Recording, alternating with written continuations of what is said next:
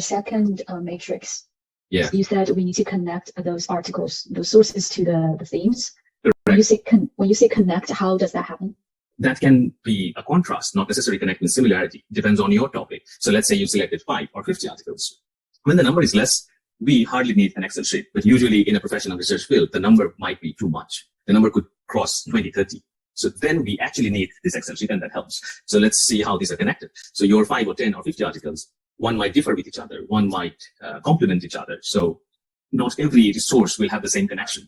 So we have to, it will help you organize your writing if you mention the connection, why you have chosen that, how those 5, 10 sources are connected with each other. Or is there a connection at all? Make sense? Does it make sense? Yeah, so to paraphrase that, we say that, for example, source 1, 2, and 3, those 3 sources connect in a way that they talk about the same thing, like the same specific thing, for example, like why this thing is important. Okay, so let's say we did a topic yesterday, e-recycle, remember? Yeah. So let's say you collected resources or research works on e-cycle, whether 5, 10, or 50. Now, not necessarily those sources will have similar results or conclusions. They might contradict with each other. The connection doesn't mean that all of them has similar ideology. It depends on your approach, what you are talking about. Let's say we just did AI, right now, the topic we read. Everyone might have, 18 students in this class might have 18 different ideology and perspective when they're making their point. Now, all those 18 summarization that you all submitted, let's say those are your resources. But you can find a connection. And if you think that's something you don't need to include, you don't include. Make sense? Yeah? Okay. But that happens after I have an outline of my introduction, right? I won't say that. You might have a topic in your mind, but you don't know maybe where you're going to. Once you have a literature review or the resources or the data, you might generate your own claim. Then you can properly outline your introduction. Otherwise, your introduction might be irrelevant in some cases. You know what I mean? If you do not know all the resources, how they're connected, whether they contradict with each other, contradiction is also connection.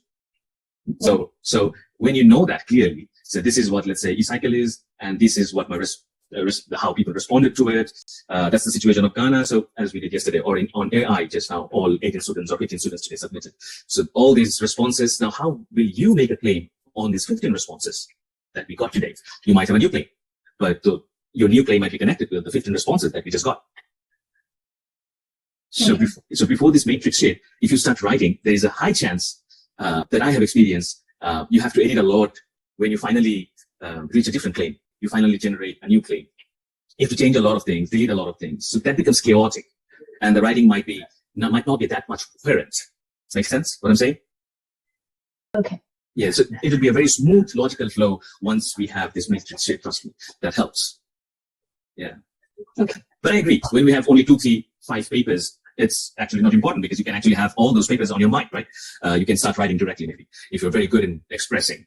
But when you really have 10, 15, no matter what your native language is, no matter even if you're very good in English, doesn't matter, because on our mind, when we have 20, 30 articles or 50 articles, that's high chances we will be lost in that realm of knowledge. Oh, I have another question. Sure. So when we do this literature review practice, is it part of the brainstorming practice, or is it after I have a very broad general idea of what I'm trying to do, and then I come to the literature to try to specify my topic? So I would say it's a part of the brainstorming stage, but the brainstorming stage starts very early when we just think of a topic.